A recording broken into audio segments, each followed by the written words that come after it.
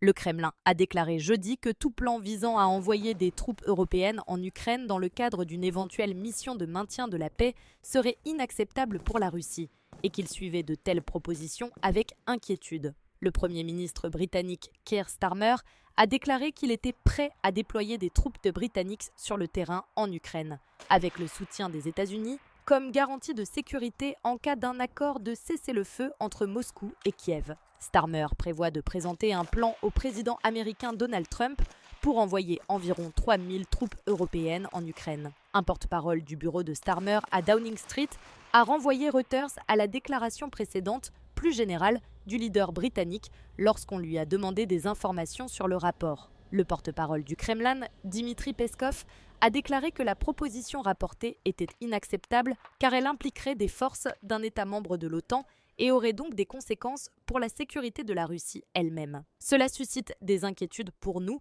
car nous parlons de l'envoi de contingents militaires de pays de l'OTAN en Ukraine, a déclaré Peskov aux journalistes lors d'une conférence de presse. Cela a une signification complètement différente du point de vue de notre sécurité, a-t-il dit. Nous surveillons cela de près. La Russie a déclaré à plusieurs reprises qu'elle s'opposait à la présence de troupes de l'OTAN sur le terrain en Ukraine.